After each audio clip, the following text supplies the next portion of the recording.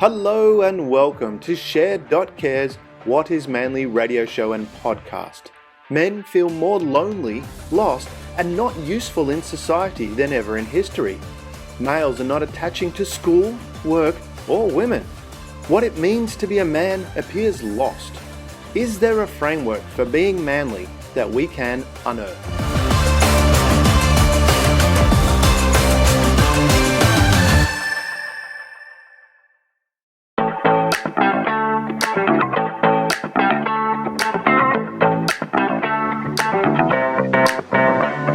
Welcome to Share.care, an all-inclusive community sharing experience, strength, and hope to create strong, healthy, and inspiring relationships.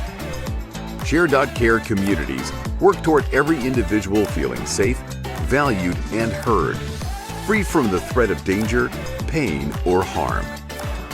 Each episode, founder Damian Andrews explores the principles underpinning Share.care and invites expert special guests to share their knowledge so you can easily reap the benefits so many others experience. You hold the choice to create your future. Let it be with strong, healthy, and inspiring relationships. Hello, Andre. How are you going? I'm doing fine, Damian. Thanks. It's good to have you on the show. For the listeners, we have Andre Alexander, and he has 30 years of experience in business coaching and consulting, and he's helped many clients generate over 50 million in revenue to get to where they want to be in their business. And he's the owner of Island Digital Agency. And Andre, from your experience, you've been around for a while, you've been around people a lot, and from your perspective, because there's a lot out there at the moment about men being lost, being lonely, not feeling like they fit into society. If we want to start more globally, what is it that you've seen from your experience in dealing with people over your 30 years as to how how have men got to this stage of, because it seemed to be men, certainly in a number of countries, men had fairly defined roles, and then it kind of got a little bit wishy-washy where what do we do? From your perspective, what have you seen over the years in that transition, and what do you see now as we'll start globally and then narrow it down to some specifics? That's a loaded question, Damian, but I'll give it a shot. I'll take this one more from my football coaching background. So I've been doing that for like 20 plus years, and I don't find that there's that much of an issue with, let's say, the older generations, but it's definitely an issue with the younger generations. Yeah. And I'm saying, like 30 and under type of stuff. Yeah. From what my experiences are in my part of the world, I'll have to qualify it and say, but a lot of it seems to have come in when the man didn't take as much responsibility in the household as he used to. So now, instead of there being families, there are a lot of single parent families, and unfortunately it falls to the lady in most cases down here to raise the kid. Yeah. And a lot of the young men are being raised without a paternal figure in their lives. So to give you some examples, for instance, if you are in the football coaching, right, guys in the past understood that we had to work for what we wanted to achieve or we wanted to get. Right? Yeah. So if that meant putting in longer hours on the practice field or whatever scenario you had to face, because there is competition, right? They knew that they had to work for it. Now it seems to have switched to where they expect somebody to hand it to them. So like, because I'm me, I deserve X. Not that I actually have to work to get X, right? But because that's what I want, it's somebody has to help me get it. And if nobody is actually, helping me to get where I want to get to, the whole world is against me kind of scenario. And in a nutshell, that's what I see a lot from a lot of younger men. There's a lot of research to actually show that boys that grow up without a father, there's a higher potential that they're not going to fit in as well in society. Um, so that seems to be resonate with what you've experienced and seeing. This is what you've said there is really interesting about this point of having to compete to succeed. As you say, that you want to keep pushing forward, and you've got to have an element of stoicism. You've got to have this ability to keep taking the knockbacks. Put that in the dating sense. It was only from research I saw, there's only 6% of women actually would say that they would prefer to make the first move. They prefer to make the guy to make the first move. So that's 94% of women prefer the guy to make the first move. But at the same token, too, if you're going to make the first move, you're probably going to get rejected a few times as well. So you've got to have this ability to go, okay, I've got a knockback. I just move on to the next one.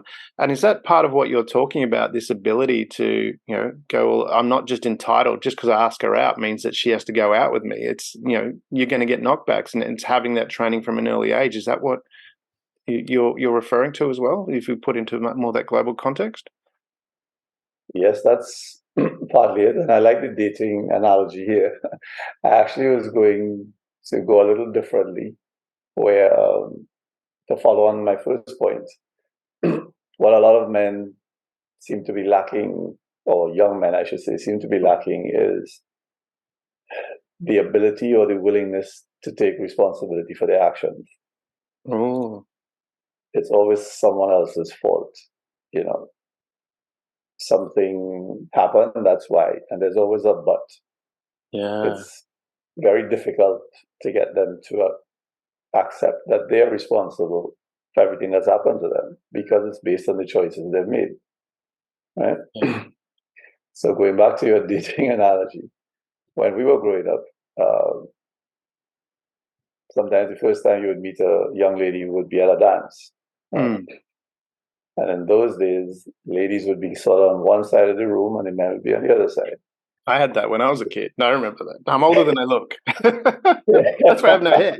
But that would be my choice, just to shave and look. Thought it was easier, more sophisticated. But you had to make that walk if you wanted to have a chance at a young lady that caught your eye or that you were interested in. That's the only way you're going to have an opportunity to speak with her. So you had to make that walk. Yeah. Yes, you're going to get rejected sometimes, and yes, your friends will make fun of you sometimes. Yeah. Right? But it's that type of ribbon and making fun of that. It's like a camaraderie as well. They also support you off of it. So it was always like somebody else goes and they try, not necessarily the same young lady, but they try. Yeah. They failed. So now you have, someone in the same boat with you. Right? So I think it kind of went back to the issue of failure, or let's say a non-yes at that point in time doesn't necessarily mean it's a failure. It just means maybe your approach wasn't the best. So, you try a different approach the next time and you keep learning until eventually you happen to get a yes. I love that. Being okay with a non-yes. That's well, that's what it is. Yeah. Sometimes they don't actually tell you no, but it doesn't happen right at that point either. Maybe they're testing you to see if you'll actually come back. So that's not uncommon to say. I've actually had that a long time ago. I remember when I had asked a girl out a couple of times and she'd said no, and then I gave up. And then I think it was 6 months later we bumped into each other, and she goes, "Why didn't you ask me out again? I was just waiting for one more time." Yeah, but there's no science and there's no encouragement. So how do you know? Yeah. When enough is enough, Well, I mean, that's a fine balance, I'm guessing. Well, I think if you're doing things politely, then it's not really, an issue. I think you do things most things if you do in a nice way, it's not a problem. From that though, I mean, because we're talking about using that as that analogy and the non-yeses that you get, and relating this to again a dating thing. Because I remember when I was in the army, there was a guy in there, and he was a reasonably good-looking guy, but he wasn't that bright. He just wasn't wasn't very clever. But he always seemed to get, he got promoted a couple of times as well. But I think it was because he was always in trouble that he was in front of the authorities, and therefore he got promoted. But the thing that stood out for me was he was always dating these really amazing women. They were beautiful, they were intelligent, they were doctors, lawyers, that kind of thing. They were kind. And so myself and my friends were looking at how are you doing this? And we were discussing against myself. And one day I thought I'd ask him. So I did. I went up to him. I said, Shane, and I said this, you're not that bright. How is it that you're dating all these great women? Like, Yeah. And he turned into this wise Obi-Wan type character. He put his arm around my shoulder and he said, Damien, what you don't see is I ask a lot. Most of them say no. You just see the ones that say yes. okay. And have we lost that? Because you talk about this, you had to, and I had that when I was in school. We had the girls on one side, the guys on the other side. If you wanted to ask a girl to dance, you actually had to go across and ask her, and you had to make that walk. It was a tough walk, but everyone's there going, go on. And you kind of vibe, supporting each other. And then if you got a knock back, you got a bit, it's like, okay, I'll get up and I'll try again. Is it, have we lost a bit of that with, say, social media and people don't have that kind of interaction where they can see, this is normal, that you will get knockbacks and that's okay, but also and lost that environment where we're giving each other that positive support for guys? That's an interesting question, actually. But I want to take this into the schools a little bit. Okay, yeah. Because well-meaning teachers and parents and stuff have created a system where everybody gets something. Yeah, right, participation trophy. Yeah. Yeah. Right. Yeah. So if you just turn up, you get some. You don't have to do anything. You don't have to make an effort, really. But, they equate that to the person who put in the effort to win, or the person who put in the effort to get a significant result. So, to me, again, because I'm coming from a sporting background as well, that's the type of thinking that it doesn't promote excellence. It doesn't promote major effort to get something that you want. Right? Yeah. So now these people just don't even know what rejection is. They don't know what placing last is. They don't know what, even if you place last, but you put in the effort, people tend to acknowledge you. Right? It's just that now you just, okay, it's no big deal. And the thing is, I'm not saying that everybody is sports oriented, but everybody could put out the effort. Yeah. I think it's the removal of requiring the effort. Yeah. That has created some issues as far as I see. Yeah, no, it's an interesting point that you make, this whole participation trophy. And I know from my perspective, one of my favorite sports is NASCAR, because there's not even like Formula One, you get a trophy for second and third. NASCAR, only the winner gets a trophy, no one else. Right. And I like that this aspect of you need to push, you need to keep trying. And so this whole avenue, and it's not necessarily just sports. I know, from my perspective, I look at my son, and he's not, the biggest sporting person in the world, but he, it's about doing your best and trying for what you want to achieve. And if you don't put in that effort, then you don't get the result. And that comes back to what you were talking about before, alluding to, is that this personal responsibility, taking responsibility for your actions. If you don't put in the effort, then you don't deserve the result. Is that, very much so. But again, that the importance of recognizing that has gotten lost over time. Because of this movement about not wanting somebody to feel bad or to feel left out. But when you get into the real world, you are going to have or come across situations where you're going to feel bad, you're going to feel left out. So what is it that you're doing with them in school and then sending them out into the world, and then suddenly they realize, wow, there's a whole different world that I'm entering, right? So that must cause disillusionment and frustration and all that type of stuff, because that support system that you had just suddenly disappeared. It just got cut. Right? Do you think that people don't really care too much about your feelings in the real world? There isn't empathy immediately. That's something that's earned. Yeah, definitely. I mean, if you go for a job interview, they're not going to sit there and say, "Okay, you didn't get it," but come to a counselling session to let you know that you're okay. It doesn't work that way, and certainly not financially viable for any organisation to do that. If you want to look at it from that perspective.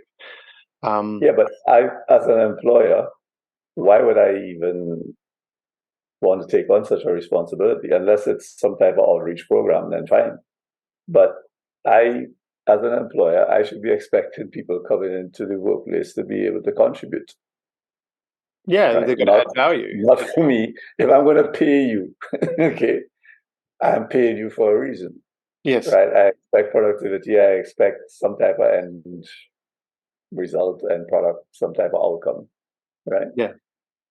And you so the people need to have that up front as well. It's not, unless you're employing someone in a training position, and good organizations always have training to help people improve, but when you're paying someone, you're paying for that result straight away. That you're paying for a certain level of experience. You don't pay someone, several $100,000 to be a CEO and say, okay, we're going to give you a 5-year training program so you can learn how to be a CEO. That's not how that works.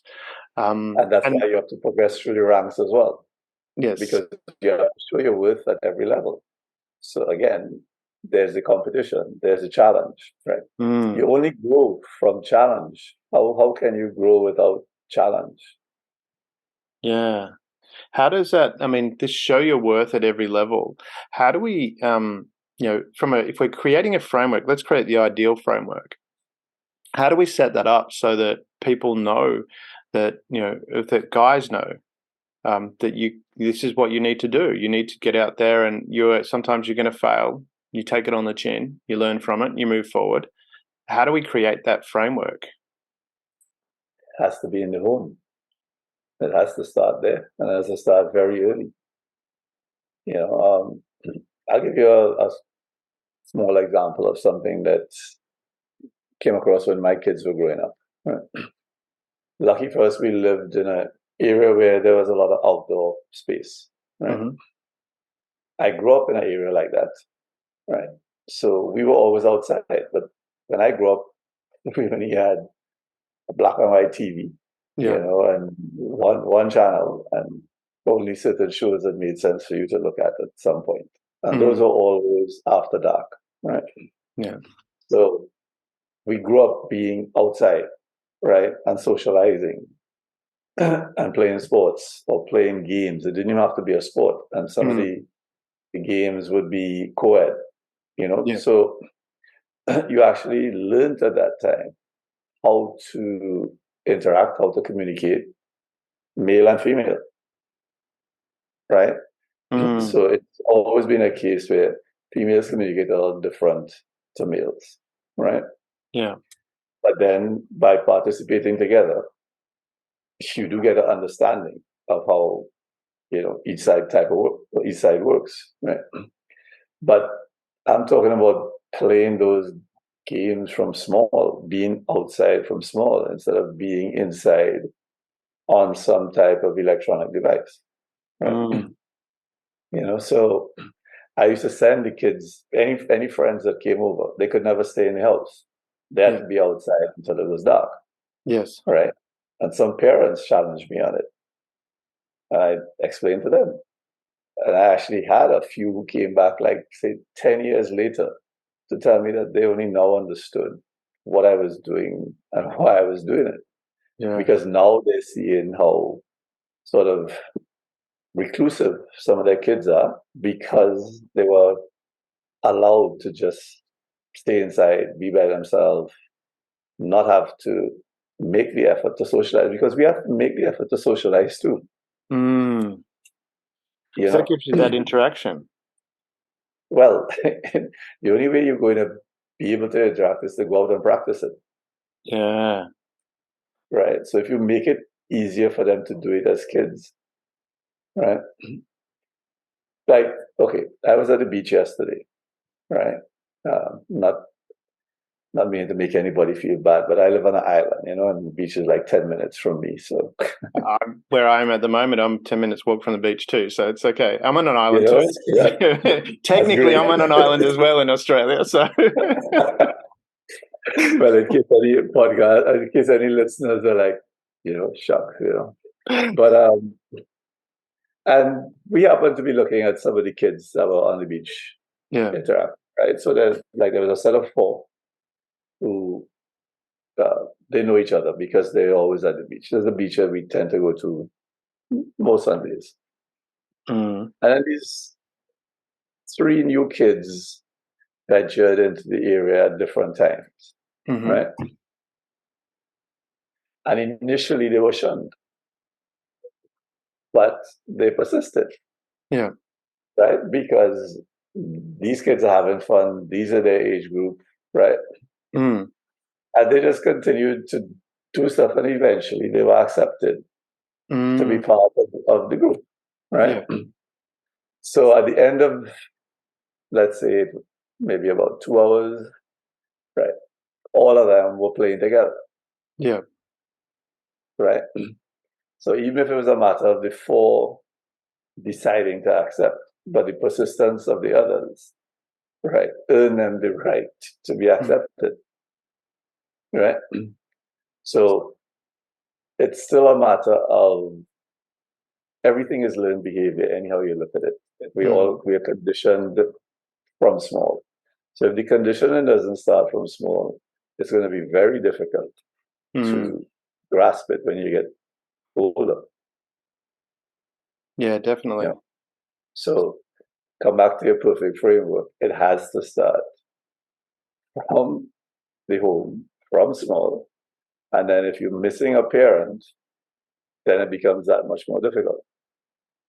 Yeah, that's an and interesting. If the parent in our case is the man that's missing, and we're trying to get men to be manly again, quote unquote, that's a huge problem, because whether women accept it or not, they can't fill the role. They could help guide, but they can't fill that role. Yeah, that's an interesting point, because, I mean, one of the things that I've noticed in looking at the research is, again, similar sort of thing we talked about, is that even though, we're in a, I'll say we're moving towards an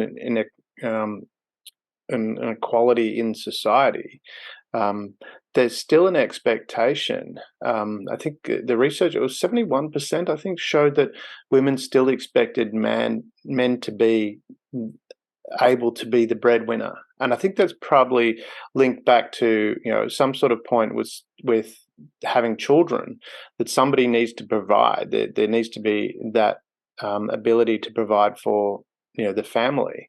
And when a mother is pregnant, certainly, that's a very difficult thing to do, to go out and work while you're carrying a baby. And then after the baby is born, there's a whole process that need to go through. And I know in some cultures that, the woman's not allowed to actually go out and work for at least a month. That's the expectation. So during that period, you've either got to have a lot of savings in your setup, or you have some sort of, mechanism for providing that, which I think is probably where that comes from. And that's where that still is there. But that strong thing of 71% of the people interviewed through the research, males and females, is still expected that the guy be able to be the breadwinner. From that perspective of being the breadwinner, how does that, I mean, if we don't have that ability to take that responsibility, you mentioned that earlier, personal responsibility, if we're not taught to take that responsibility earlier, how can it be expected that men do that? And also, how do we juggle that in respect of, what is, some people saying, oh, that's not right. Well, again, you have cultural differences to consider. You just kind of alluded to it as well. But going back to my childhood, right?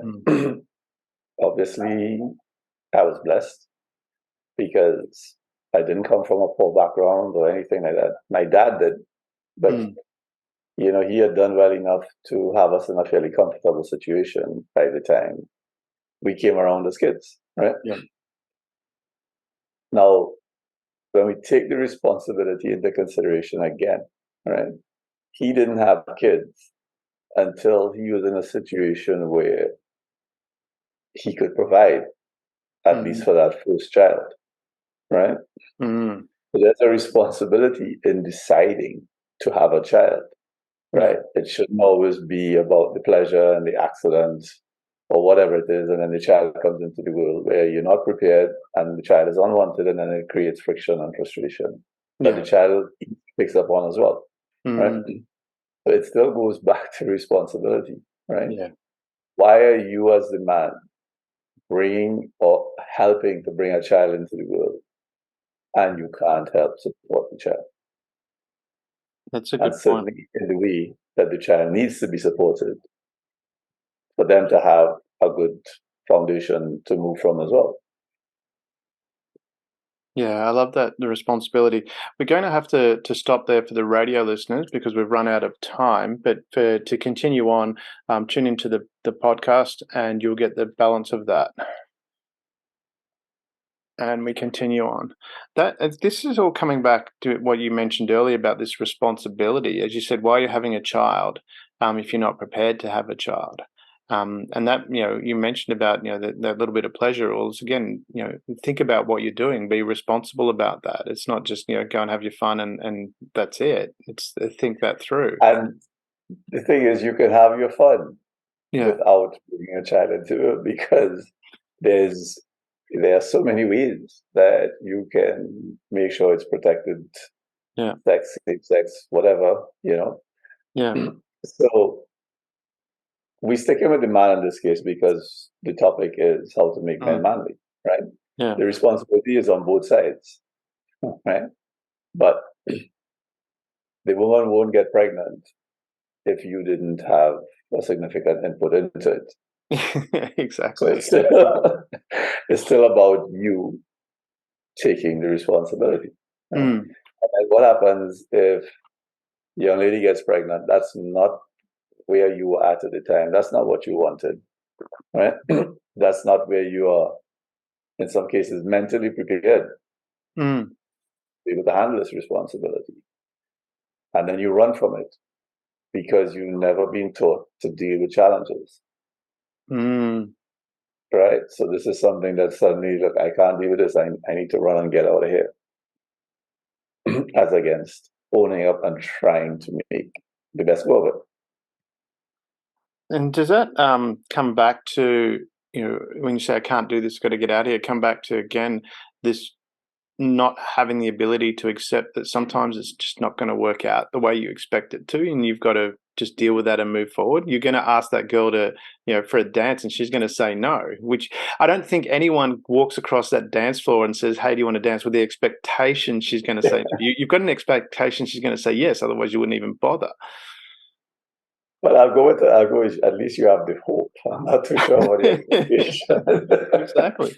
Because sometimes it's like baseball, you take a swing or cricket, you take a swing and hope you connect, right? So yeah.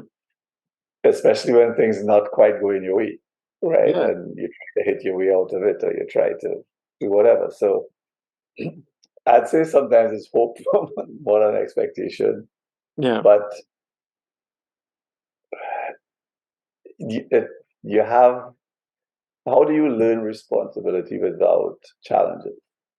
I love that. That's a good point. How do you learn responsibility without challenges?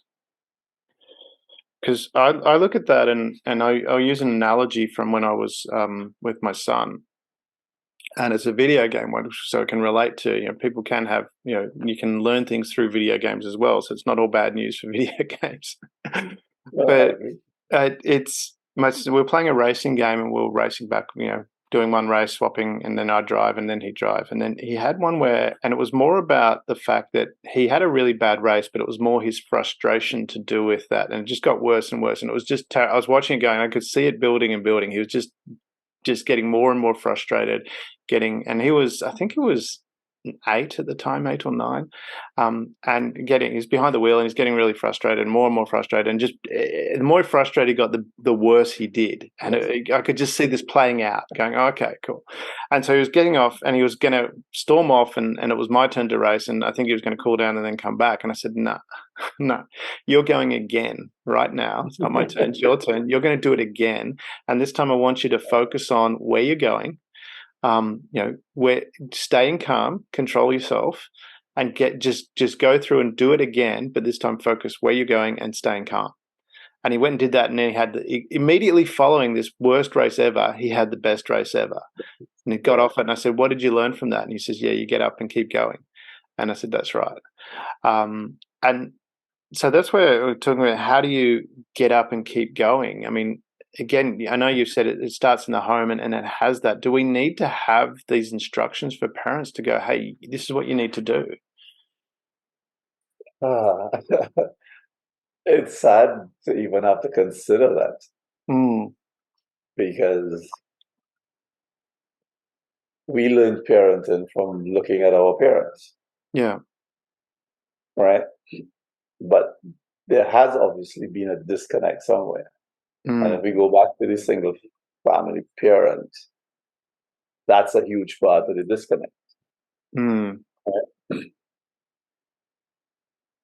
I mean, I've seen that. I know that and even within my own family, I've seen that happen, where from a guy perspective, not having the dad there has had a significant impact. I know some people might disagree with that, but that's the observation that I've seen.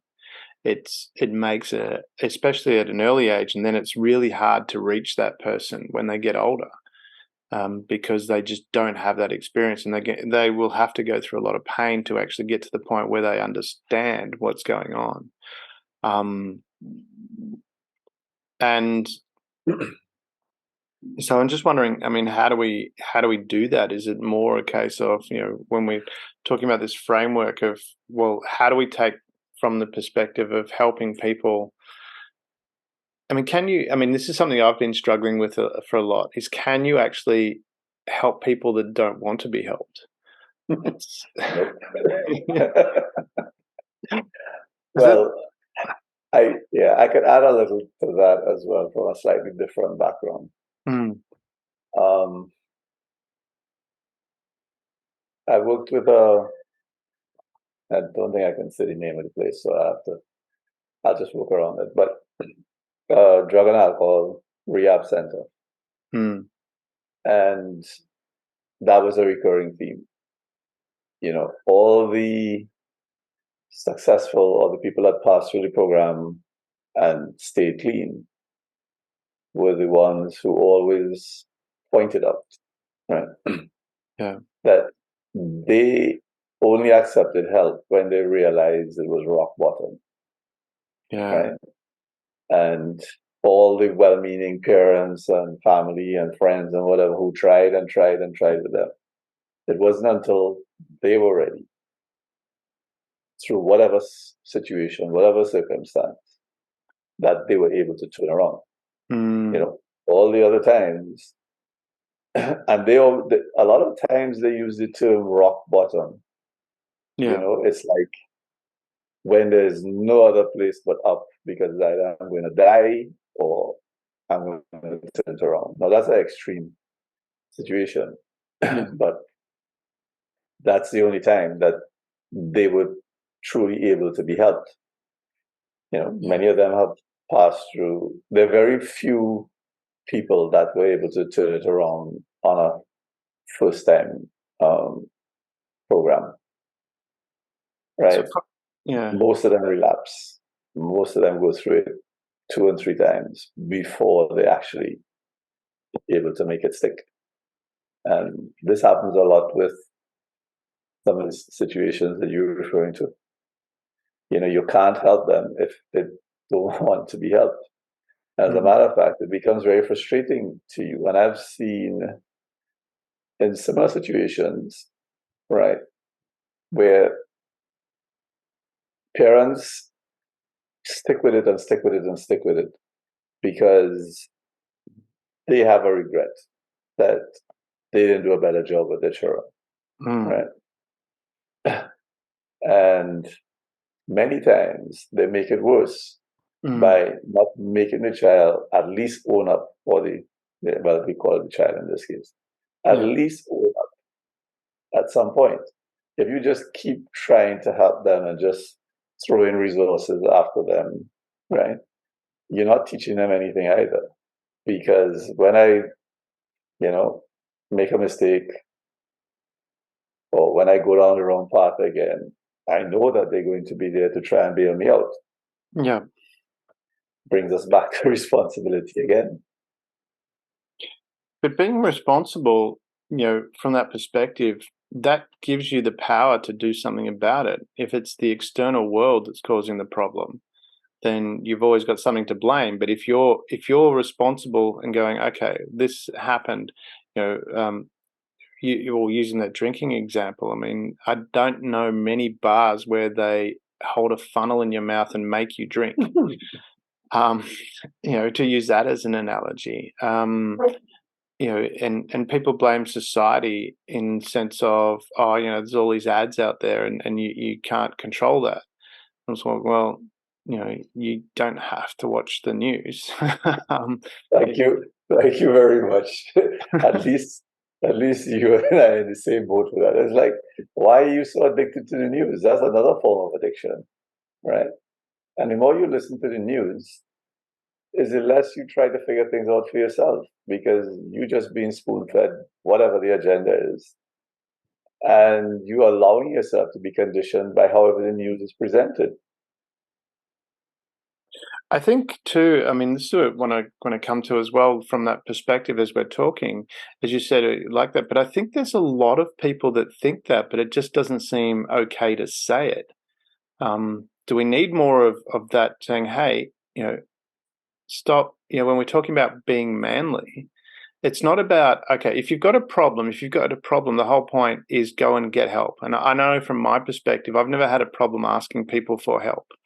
In my life, and sometimes I've asked the wrong people, but I learned reasonably quickly, to ask the right people and how to identify that.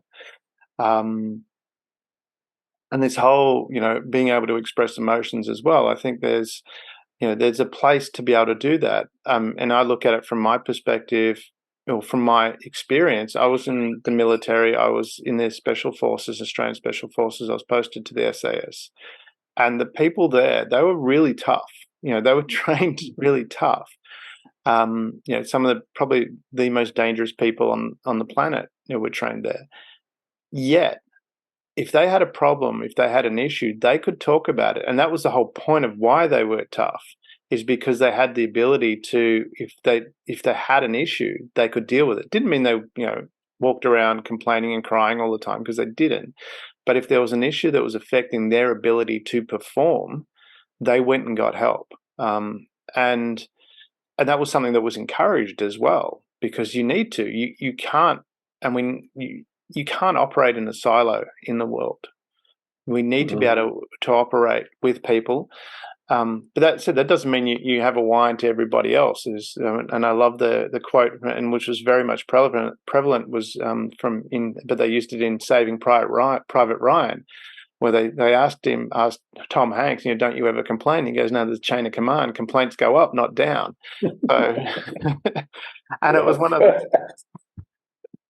so which puts in most situations, for a guy, and if you're if you're a leader or something, that puts you in the situation where the only person you can complain to is your wife because she's your boss,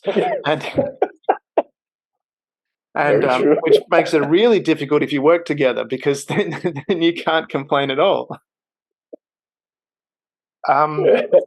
But there's part of that when we look at that, instead of looking at that, the whole, okay, we need to, again, have this resilience to us. So it needs to be a balance. It needs to be, as you say, from that perspective of getting out there, giving it a go, being able to fail, finding a safe group around you. And as you say, needs to start early.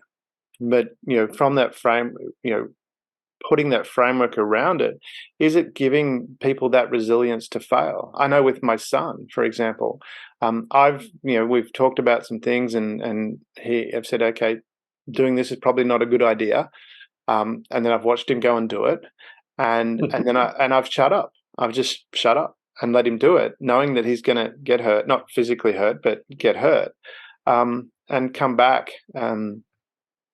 I had that with one of his karate gradings. He really wanted it, but he wasn't putting in the effort. Right. And I didn't say anything. I just said, okay, I'll let you go.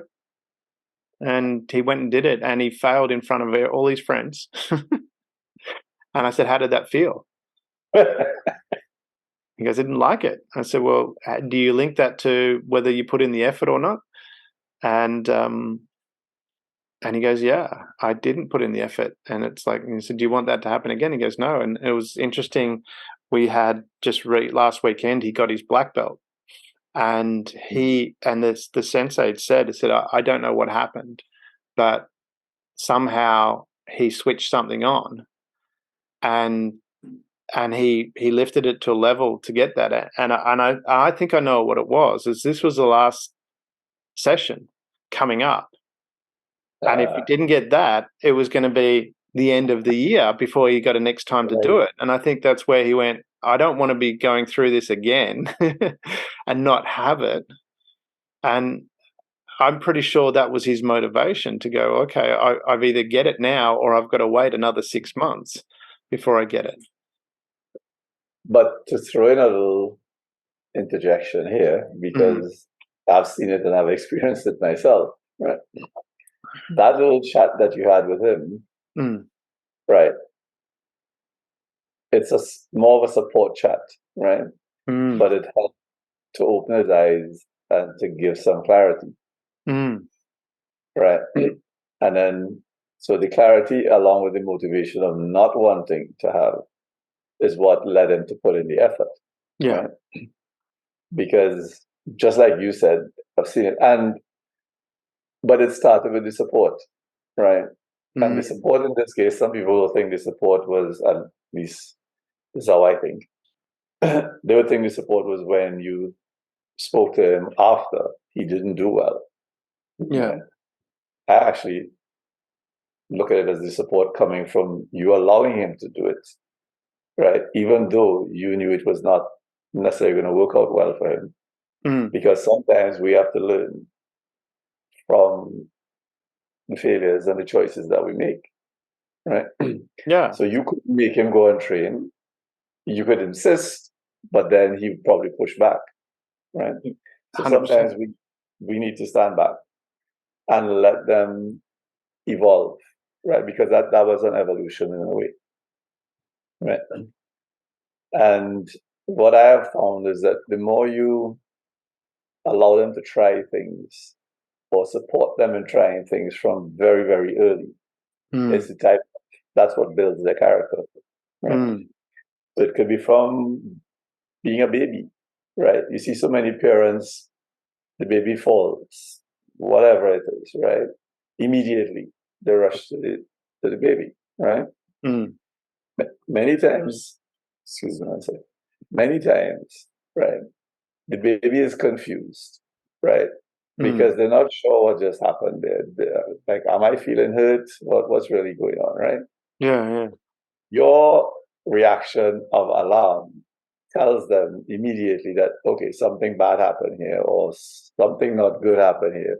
And then they start to cry, right? Mm. And many times, right, because I'm talking about from personal experience, where I just say, hey, fellow, you had a fault, come on, get up, let's go again, right? Mm. They just shrug it off and they go again, right? Yeah. Because your reaction didn't tell them something bad happened, Mm. right? But if you do that enough, then when they really cry, you know that they really hurt Yeah. because they're not going to be reacting that way unless something is really wrong, Yeah. right?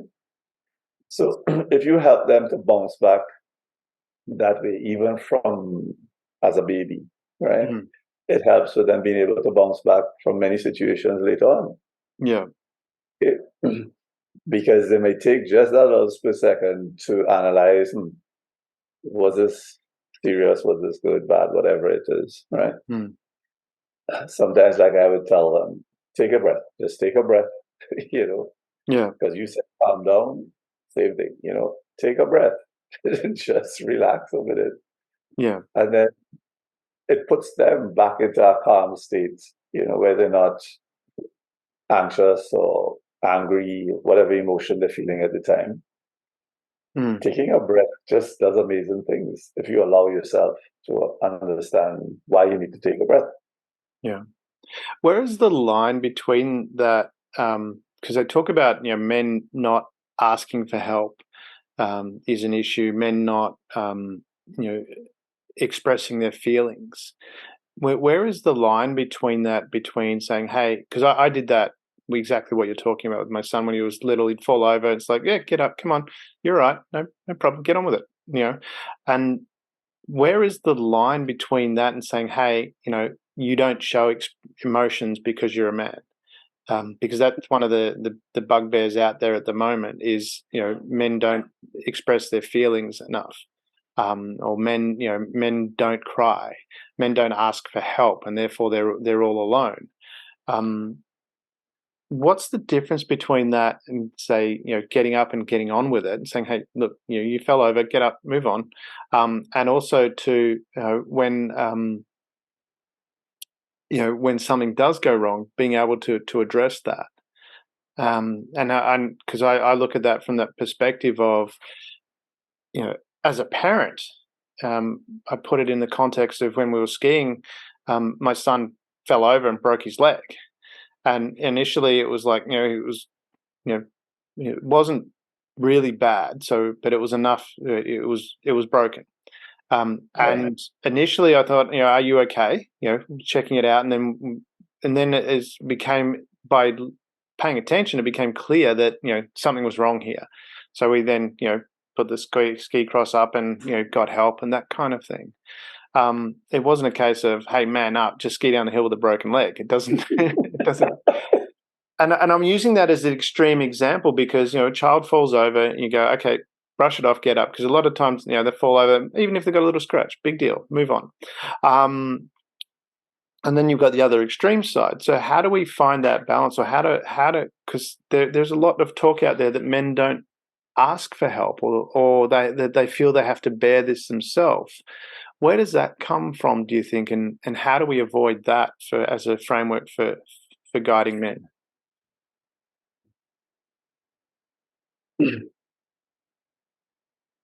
So if you go back to some of the scenarios you just described there, right? Whether the child is male or female, Mm. as a parents, we support them up to a particular stage, Mm. and then you use it to man up. Yeah. Somewhere along the line, we introduce man up Mm. into the life of the young male, right? Mm.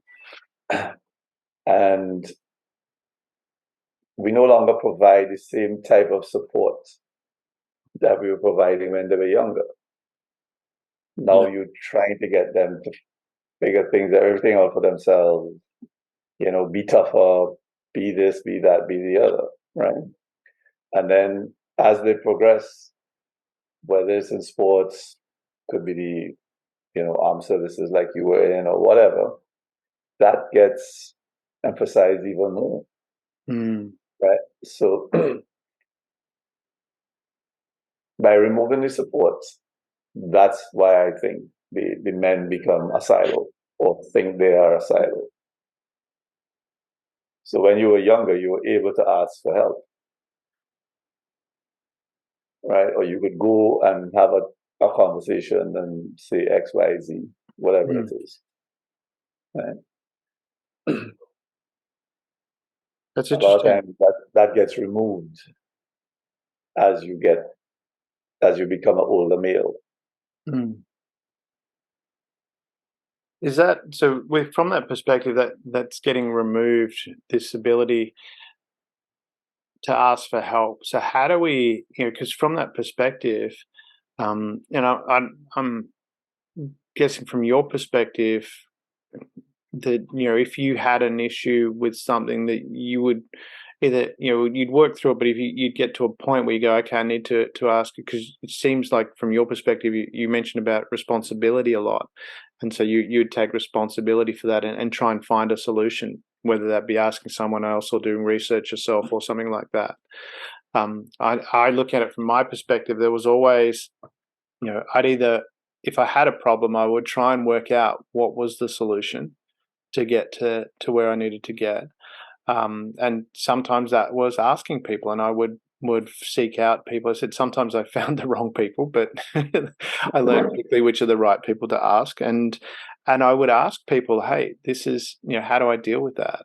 And I'm not sure what it is. I've always had, if there's been some trauma or something that I've had to deal with, I've had places where I could outlet that. I remember, after I'd finished my military service, there was, some issues around that I hadn't dealt with, but with some friends, I was able to let that out, and I had that support to do that, and it was okay to do that.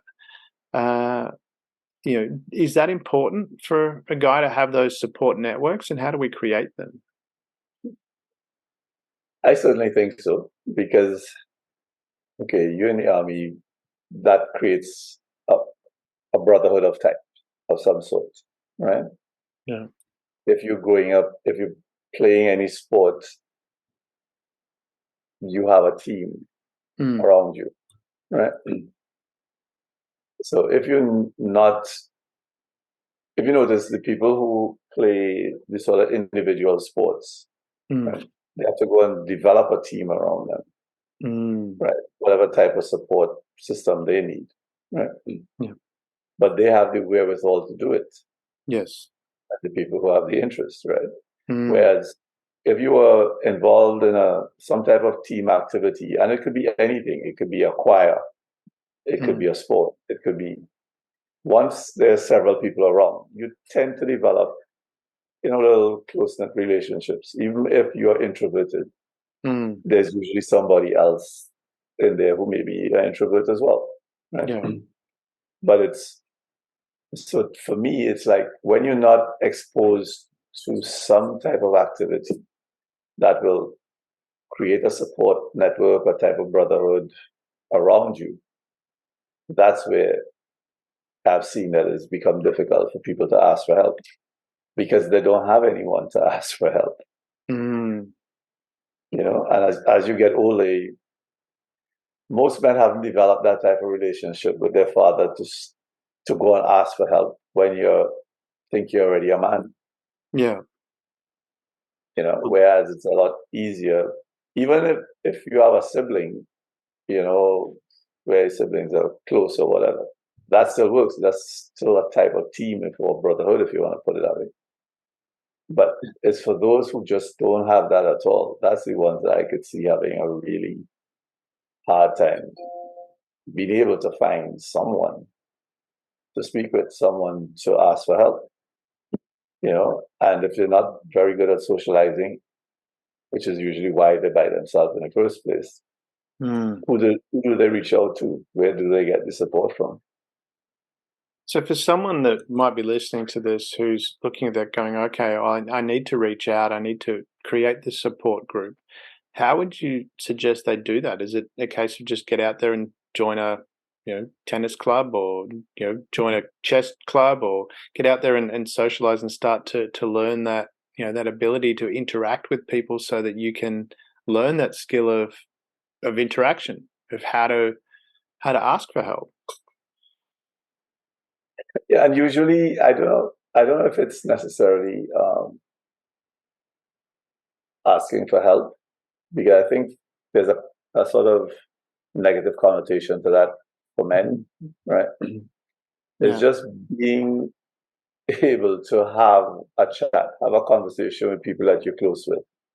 Because depending on the topic, it may give you the opening to introduce something, or introduce it, even if it was like, I'm asking for a friend or whatever it is, right? But interaction is definitely the way to go as to how you choose to go out and do it. And you see, again, when I look at it, people who live in cities tend to be the ones that suffer the most, I find. Right? Yeah. Because I studied in Canada when I was growing up, and you live in these apartment buildings and you never see your neighbor, right? Matter of fact, you could live in a huge building and probably see 4 or 5 people and not see the same people all the time either. So how do you develop that relationship within your neighborhood if you're living in those types of situations, right? So that means you remove the old neighborhood type interaction that we used to have. Yeah. So now you'll have to get that from your job maybe, and see if you develop a friendship in your job or in some other activity. Yeah. But for most of us growing up, it started within the home and within the community, and then through the school. Yeah. Right. And now you get to a situation where you don't have a community. Yes. You're no longer in school. So I could see it being much harder. Yeah. How does, from a male perspective, and I know this, I think most of this applies to both genders anyway, but we're focusing on the male side of things. This whole, the ability to get out there and say, okay, they recognize listeners listening, and they go, okay, I need to get out more. I need to interact more. How does someone develop the confidence to get out more? How does, because is confidence, is it something, you just get out there and do it and be okay with falling over? I liken this to when I was younger. We've all done that where well, I'm assuming most people have done it, where you're walking down the street and you've tripped on something in front of a whole bunch of people and you get all embarrassed because you tripped over. And now I've got to the stage where I've flipped it over. If I do that, and I've done it a couple of times, and I just go, yeah, and people go, yay, and you just own it. And when you mess up, and we were talking in the pre-show here that one of the other podcasts I did with someone who was a friend, I literally had a mental blank while I'm doing the introduction and forgot their name. Oh, yeah. And I was like, oh, this is ridiculous. And I said, I'm leaving this in because it's, we allowed. Do we need to be allowed to make these mistakes? And that becomes part of, like my friend in the army who just said, look, I got rejected all these times. You only see the ones that I didn't get rejected. But do we need to allow people to say, hey, it's okay? The analogy I guess I'm using, and I love to use, is you might have remember the movie Crocodile Dundee. Yeah. And there's a scene where they're talking about psychologists, and they ask Mick Dundee, does you probably don't have a psychologist in Walkabout Creek, and he goes, no, we just have Wally. If we have a problem, we tell Wally. Wally tells everybody else, no more problem. Do we need, and that's where I think you're coming back to this interaction, and that's where I'm trying to get to this confidence thing. Do we need to have this thing where guys just get out there? It's okay if you fluff up, and I'll keep that PG so I don't have to put an expletive thing on the rating, because it does affect where it goes. But it's okay. It's okay to mess up. Do we need to have more of that conversation? Say, guys, if you messed up, own it. Don't get embarrassed. Just own it. I relish that now. When I screw up in public, I love it. I just go, hey, I messed up. But that means that, see, that's a tough one, huh? Because not everybody has the ability to laugh at themselves, right? That's where a lot of pressure gets relieved, right? But that takes a certain type of personality. So if you don't have that, I think that one is going to be tough. Well, that's not something I always had. I was very embarrassed by that when I was younger. It's something I had to learn. Well, but it wasn't easy, but I did eventually learn it. You took years to learn it, right? So I remember we now live in an instant society, right? So telling somebody to invest however many years, in this process, that might be a hard sell as well. Yeah. Because, I don't have that time. I have a problem now. I need to figure this out now. Instead of, it's not easy for them to see. But how do you do that if they're sitting in their room, and how do they go, okay, I need to get out? What do they do? Just, because it's not like you can ever work it out fully and you're never going to mess it up. Something that I have used in the past that I find. So we spoke about news, for instance, right? Yeah. So I went through a divorce, and it wasn't like one of these messy, rough divorces, but it does have an impact on you mentally and your confidence and all that type of stuff, right? Yep. And I suppose because of the type of personality I have, right? I'd stopped looking at the news anyhow a while before that, right? But then I just started looking at two types of things on TV, right? Whenever I will sleep, right? So I was always a sports person, so I cut back on the sports, but I looked at only the ones that I really was vested in, like this is who I support, right? Yeah. And then I started to look at more comedy, more sitcoms, things to make you feel like you relax, laugh, and every time you laugh, stress falls away, and you become lighter, and the lighter you become is the easier it is to then sort of retransition or transition into what you are mentioning, like, hey, I'm feeling, better about myself. Maybe I could go out and try something, right? That's how I started going back out, because I was like, okay, let me go out and see who I can meet or whatever it is, or go where, friends usually go, and just kind of integrate that way slowly. But if you don't have friends to go and meet, then that's harder, right? Yeah. But if you look at stuff that makes you feel happy and makes you feel light and gives you laughter and joy and things like that, I think that could be a transition. That could be a way to bridge that gap. If you stay in solace and you're always solemn and you're always serious and you're always kind of sad, then that's one step away from depression. That's not going to help you go out and do that. So, to me, you need to find a way to lighten things up. Just life isn't as serious as you think. Yeah, find ways to get some type of joy back into your system, and then it will make it easier, I think. I love that you're talking about finding a way to lighten things up, because it's so important, I think, often that you just need to relax a little bit, that it isn't so serious. And certainly getting told no if you go out and you ask a girl out and she says no, that's not it's not the end of the world. You're not going to jail for the rest of your life. It's not the end of the world, And the way I look at it, there's 7 billion people on the planet, so there's roughly a little bit over, nearly 8 billion. There's 3.5 to 4 billion women that you could potentially ask out that eventually. But if you think about it, it still goes back to conditioning, because we've been conditioned by the word no, and no is a bad thing. because no is always used when you did something bad. Mm. Yeah. As against saying no because this doesn't work for me at this point in time. I don't want to do this.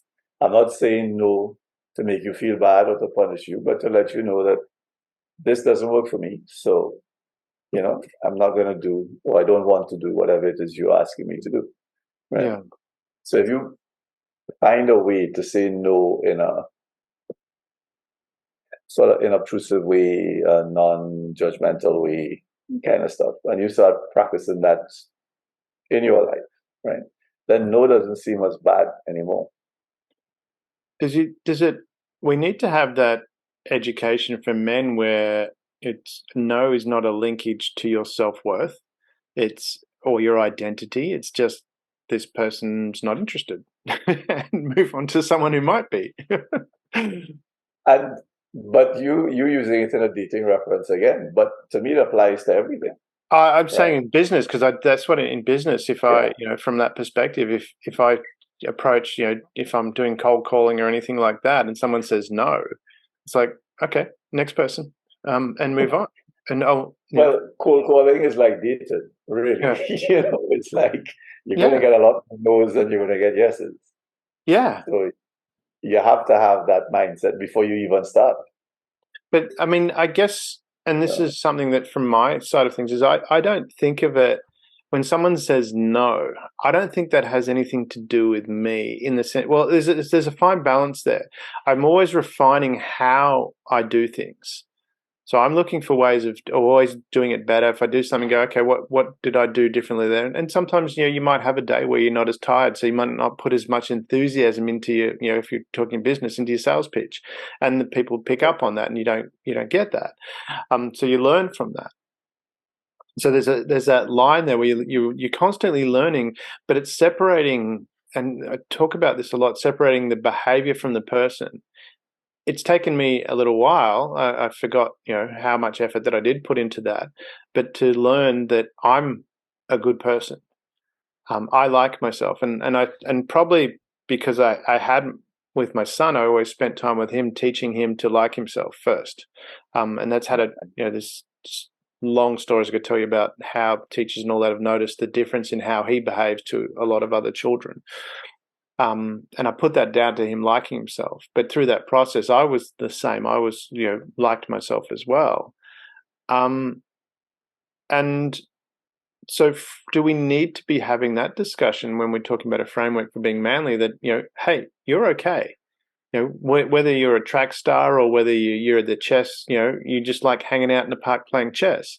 You're okay because that's what you want to do, and you need to define what it is right for you and move forward that way, and find the people that you connect with, and associate with them, not try and connect with everybody. Because I'm looking at that going, well, from a social media perspective, it's like we're connected to all these different people, and some of them are just not going to like us because they're not going to want to like, and we get upset and we take that personally. And we were never going to have a relationship. Do we need to get that focus back and say, hey, I need to like myself first and associate with people that I relate to, and, learn from other people, but not take that personally. You saying get it back. Yeah. If it was never there, then you maybe. It, right? But I agree with that. That's why I actually changed my business coaching model to group coaching only, because people benefit more when they recognize that it's not only me, somebody else is in the same boat, right?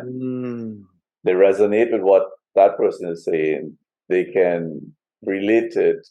They can, fit it into their situation. And then they're so much better off.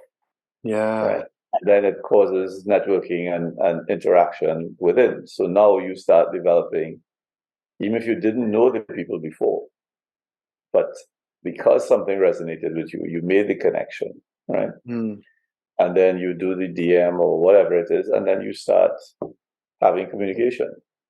That's why I like breakout rooms a lot too in some of the sessions, because now you force people to interact. Yeah. So because they're so accustomed to holding it in, right? When after the first one or two occasions, then they become more comfortable, and it's like second nature all of a sudden. And not only Yeah. that, then they start helping each other, and they start being very, like very open to somebody that they didn't know before, because the breakout sessions will be like random, right? Yeah. So if there's a way that we could have, some of the men interact in the sort of group sessions, right? And even big ones, because you don't feel as threatened when if it's only like 3, 4 of us, Yeah. you could feel nervous, you could feel like there's a lot of people, and then other people start to share, and then you start to feel more relaxed. So maybe facilitating, because in-person events are not always possible, but facilitating sort of online events. So like if you were able to take a podcast and turn it into a group session, for instance, Yeah. that could be one of the ways that we could get people more engaged and more willing to interact and ask for support. I think that's really important too, that you talk about from this perspective. You can do this online now as well. I think COVID has taught us that yes, we do, that in-person interaction is good. It's really important, but we can also have a similar sort of I mean, you and I would not be having this conversation if it wasn't for COVID. I would imagine, Right. just because the world changed. Internet.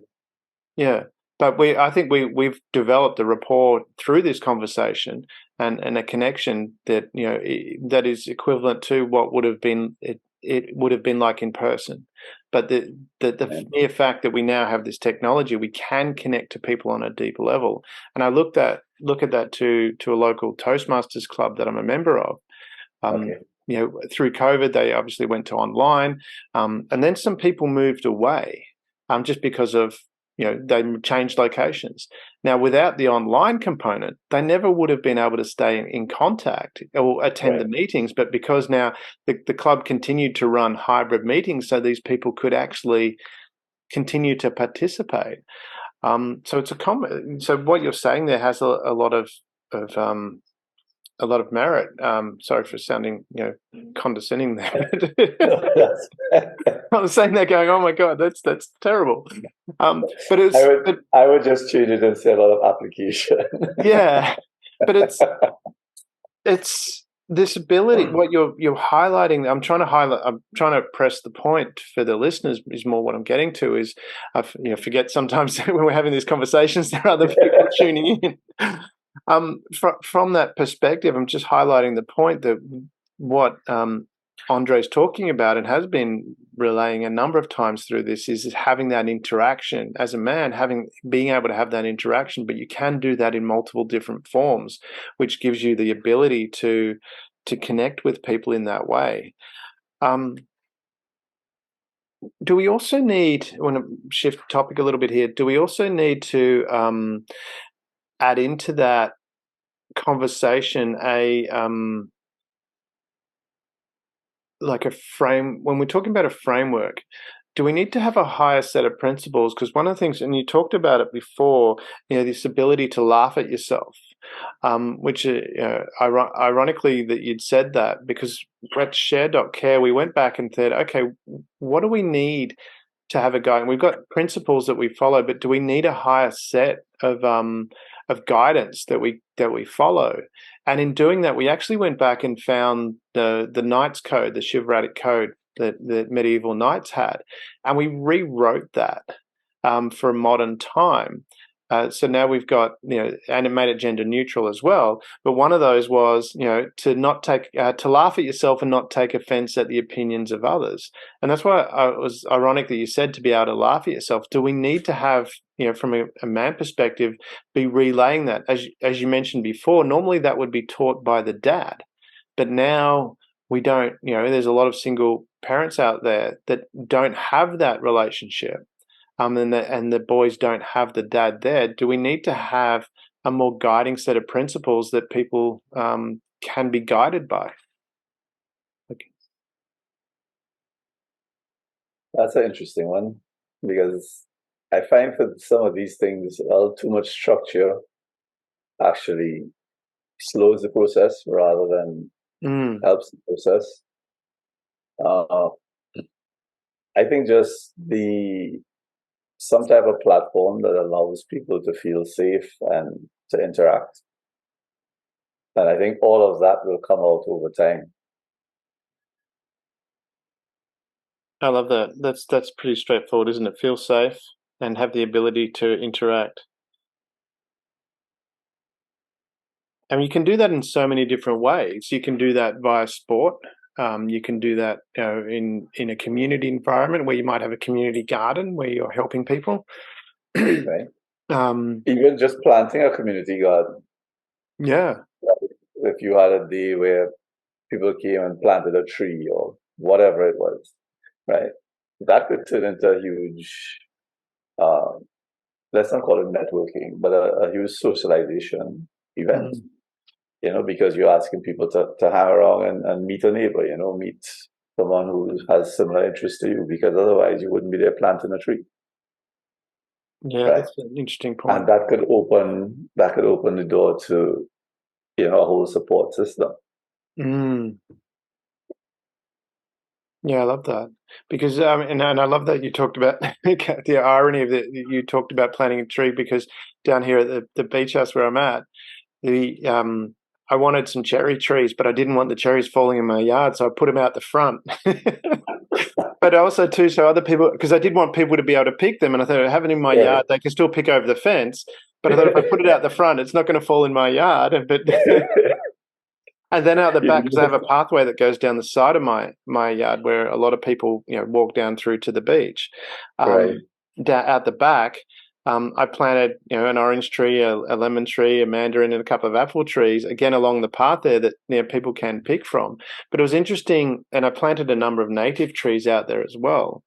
And it was interesting the comments and the interaction that created, because I'd be out there doing a few things and people go, and it'd start a conversation. They'd start a conversation with me. So I'm just wondering from that perspective, when we're talking about guys as well, just getting out there and being part of the community, go out and help in some way, that's going to help your own development. But I think, as you were asking about structure and programs and stuff, somebody probably needs to take the lead and create a few meeting opportunities without it seeming like a meeting opportunity. So let them come without any expectation, and then it will gradually evolve into something. So like you could have a community type event of that nature, say once a month, and then it will gradually evolve into something, something really community oriented. And there would be people of similar interests, which is the starting point for the conversations. Yeah. So really, if we were to sum, because we're getting close to the end of this, if we were to sum this up, is it, how would you sum it up as to what it is, well, part of this framework for being manly? Is it part of this creating these opportunities to get out there and meet with people, have that interaction? What would you want people to take away from this conversation? Yeah, I would say it's important to be part of something, right? No matter what it is. Because it'll give you a sense of belonging, a sense of community. Out of that, your self-esteem and confidence will build, right? Because people, when they contribute, I've always found that people who contribute something, right, feel good about themselves. Right? So that's helping your self-esteem. That's helping your confidence, right? Because sometimes you'll notice that people who have a passion for a particular thing, they're very comfortable when that's the topic or that's the environment. And then they clam up otherwise. So it's a way to show them, look, your passion can spread into other things too, right? Just the same way you feel, with that passion for whatever it is you have, just look at it and then try and channel it into other avenues, other ways to help. And I think a lot of people like the idea of helping. So if it works from a helping standpoint as well, it also It builds produces dopamine in your body. When you help someone, it automatically produces dopamine and serotonin, and that's why you feel good. Well, yeah, and the thing is, you just have to see somebody smile because of something that you helped them do or did for them, right? And then, wow, that feeling is, so overpowering, so encouraging. It doesn't have to be something big. And I think that's what I meant by not having too much structure to it. It's, to me, it's always the simple things in life that brings the most joy. Right? You remember a day at the beach. Do you remember spending however much $1,000 at X? I think it's bringing back simplicity into our lives. I love that. Bring back simplicity, because you're right. I mean, it is those moments, those interactions that you have with people that stand out the most. It doesn't have to be, and it's, in most cases, it's not some big exotic sports car that you might have bought, that gives you the most satisfaction. It's, one of those things where you've helped an old lady cross the road, and she's appreciated that. Very much so. Yeah. The toys and the shiny objects and all those things, they wear off, and they wear off quicker than people think. Yeah. Right. It's always fleeting. Helping someone, interacting with people, they're part of your memory. It always comes back. And how many times, I mean, you would know for yourself, how many times you think of something that happened years ago and it just brings a smile to your face because it was such a nice experience, that nothing fancy, just something silly or anything like that.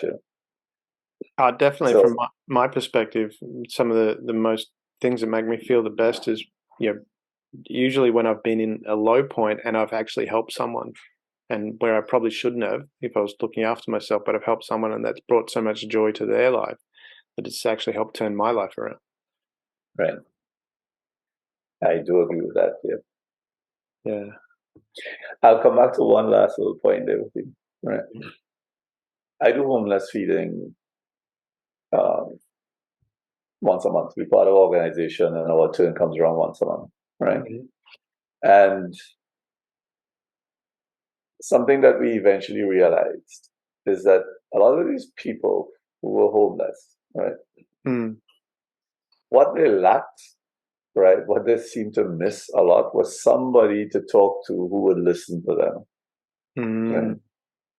And the more you listen to them, is the more change that take place with them, and brought joy. And then it also brought joy to you because you realize that you were actually helping them, not just by giving them food for that little period of time, right? So they actually now start to see you as a friend, and they look forward to when you come in the next time, and it helps you as well. It helps them, So that's what I mean by bringing back the simplicity. Like, it's just the little things. It's never the big thing. Yeah, I love that. Just the little things. Andre, it's been so wonderful chatting with you. There's so much insight there. There's a lot to unpack in this, and I'm going to have to go through. I've taken tons of notes that I'm going to have to go through and really listen to this as well. But thank you very much for being on the show. It has been awesome, and hopefully we can catch up again in the future. But yeah, thank you very much for being on the show. David, thank you. It was my pleasure to be here. I didn't know what to expect, but it's really been fun. Brought some joy. Thank you for being part of the Share.Care community and helping people around the world prosper. You're creating a bigger pie for everyone to share. The more people contributing to the world being a better place, the better the world becomes, for others and for you.